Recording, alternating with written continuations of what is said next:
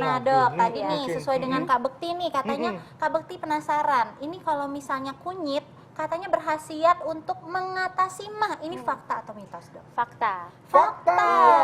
Gimana caranya dok? Jadi kunyit ini mengandung senyawa aktif, kurkumin dan kurkuminoid. Jadi kurkumin itu adalah senyawa polifenol. Dia memang terbukti memiliki aktivitas antioksidan. Nah, antioksidan tersebut pada lambung itu dapat memproteksi asam lambung, memproteksi mukosa lambung, kemudian dapat menekan infeksi dari bakteri Helicobacter pylori. Itu salah satu penyebab mah. Oh gitu. Itu kok bisa dapat ada bakteri itu dari mana sih maksudnya penyebabnya? Ya bisa dari lifestyle, dari makanan, yang membuat memang respon imun itu di tubuh jadi berkurang. Baik. Gitu. Cara bikinnya gimana tuh dok? Kak Bekti penasaran tuh dok. Jadi yang pertama ini saya membuat ramuan rempah. Jadi ada 3 jenis.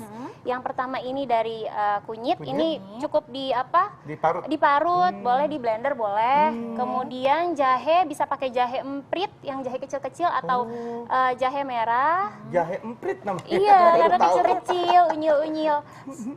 Kemudian ini jintan hitam. Nah, jintan hitam ini juga dia dapat memproteksi lambung, mukosa lambung. Selain itu juga dapat merelaksasi, sehingga bagus banget untuk ibu-ibu menyusui. Nah, bikinnya gimana tuh dok? Langsung aja dok, caranya dok. Oke. Iya, jadi yang Saya pengen pertama. coba langsung ini. Udah tebak pasti Kak Bekti nggak sabar. Nah ini dok. Oke. Iya, jadi nanti saya tuang dulu ya. Ini air panasnya. Jadi sebenarnya cukup pakai air panas aja, Cukup air panas nggak perlu. aja. Jadi dididihkan dulu Air boleh dok? Bisa boleh, berdiri dulu ya, dok, boleh. kali ya? Paling Oh, nggak angkat sekitar minimal 60 derajat. Oh, oke, baik. Biasanya sih kalau dididihin itu sekitar 80 derajat. Oke, baik, dok. itu kemudian ini. Jadi ini cukup ambil. Ini adalah 2 ruas kunyit yang dihaluskan Iya, ya dok? langsung aja ya semuanya. Kemudian jahenya iya, kayaknya. Oh, ini satu jahe emprit. Jahenya iya. boleh jahe merah, jahe apa gitu dok? Baiknya sih kalau misalnya untuk pengobatan gitu, untuk jamu itu bagus jahe emprit dan jahe merah.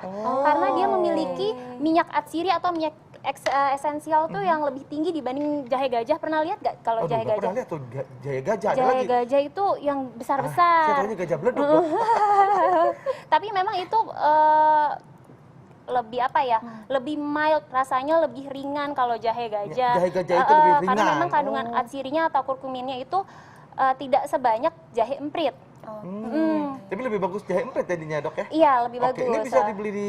Di mana aja, di pasar tradisional, di Nah, minimarket. pada saat kita beli mau jahe emprit, seemprit nggak tuh dikasihnya dok? Jadi kalau untuk pemakaian sehari-hari itu cukup pakai 2 ruas jari aja. Nah, 2 ruas kunyit. Oh, Tapi 2 kalau ruas kunyit. iya, tapi kalau yang jahe empritnya cukup 1 aja karena memang pedes banget. Iya. Jadi jahe emprit itu pedes ya ternyata ya? Iya, pedes banget. Nah, setelah Terus itu terakhir dikasih jinten jinten hitam hitam Iya, ya dok? baru jahe ya. Kalau nggak punya jinten hitam dok, nggak usah dikasih boleh dok? Boleh aja, Oke. boleh aja. Nah, kebetulan kalau jintan hitam itu kan dia sifatnya merelaksasi,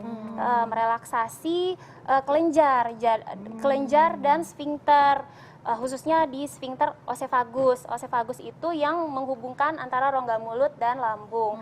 Nah, kalau relaksasi untuk penderita GERD atau gastroenteral refluxis itu harus hati-hati. Baik. Jadi sebaiknya cukup kunyit dan jahe aja. Oh baik. kunyit dan jahe. Nah itu diapain tuh dok? Dibejek-bejek dok? Iya, dibejek-bejek aja. Dibejek-bejek dulu, terus kasih dibejek-bejek. lagi di situnya. Iya. Nah ini diminum berapa kali sehari 2 nih dok? sampai 3 kali sehari.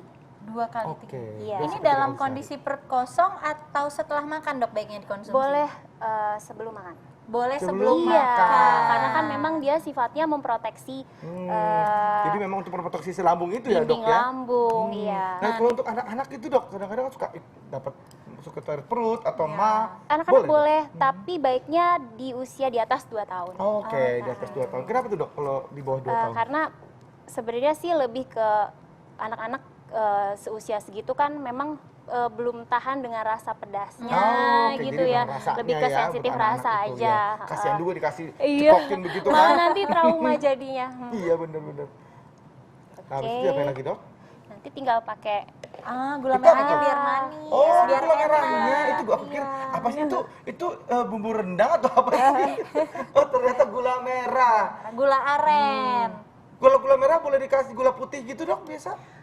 Boleh, cuma kalau gula aren itu kan indeks glikemiknya itu lebih rendah. Apa jadi glikemik, Dok? Apa tuh, Dok? jadi level glukosanya itu kan lebih rendah gitu. Oke, Jadi memang jadi supaya takutnya yang aman diabetes. untuk penderita diabetes baik. atau diganti dengan madu. Ih, juga Kak Bekti boleh. pinter banget dong, udah tahu. Bentar lagi 1 tahun lagi udah jadi dokter Bekti. Bener, udah SPD juga. Yes, apa tuh SPD? Bedah. Langsung aku nanti itu selesai, Dok. Nanti ini siapa nih yang mau minum? Aku Kak mau. Bekti. Mari kita Pasti. coba. Ini jadi kayak ada apa? Manis-manisnya gitu kali ya. Ini kayaknya udah larut ya. Oke, ini Kita coba ya. gimana rasanya nih kira-kira Coba Kak dulu Bekti? ya. Enak. Ini kayak jamu-jamu gitu ya. Jadi rasa kayak rasa jamu. Nah, tapi sebelum kita bahas itu ya, kita mesti tanya dulu nih ke dokter nih, karena ada yang mengatakan, Dok ya, katanya biji pala dapat mengobati penyakit mah. Ini fakta atau mitos, Dok? Sebenarnya sebelumnya mahnya seperti apa dulu ya? Iya. Kan mah kan stage-nya beda-beda. Kalau hanya untuk mah ringan, memang zat aktif dari pala itu dia bersifat anti kembung, anti mual, kemudian dia anti begah untuk mengurangi nyeri di lambung juga itu bisa, itu hanya mah ringan. Tetapi kalau mahnya sudah sampai ada tanda-tanda perdarahan, nah itu tidak bisa hanya menggunakan Jadi ini pala. artinya fakta atau mitos mengobati sakit Kalau mah? untuk mengurangi gejala sakit mah disebabkan mah ringan, ini fakta. Fakta Oh, ya. Tapi kalau mengobati enggak Kalau ya? mengobati yang berat, tidak. Oke. Tapi ada nggak sih, Dok, ini racikannya nih kalau misalnya nih kita kan lagi bicara tentang herbal nih. Pemirsa di rumah juga pasti ada yang perih lambungnya, kadang-kadang mual.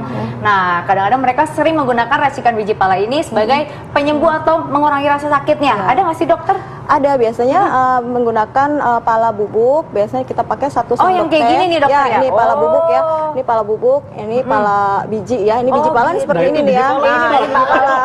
Kalau buahnya kan warnanya kuning ya. Nah, Iya, ini iya, iya, bubuknya kita biasanya pakai 1 sendok teh, kemudian kita combine sama biji pisang batu.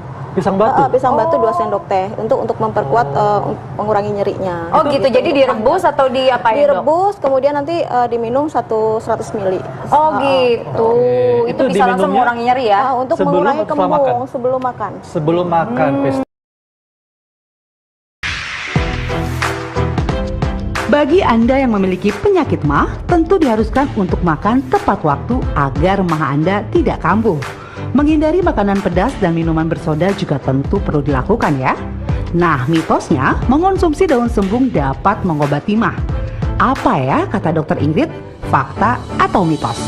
Itu adalah fakta, karena selain nenek moyang kita memang sudah lama memanfaatkan daun sembung ini untuk mengatasi keluhan-keluhan dari sakit mah.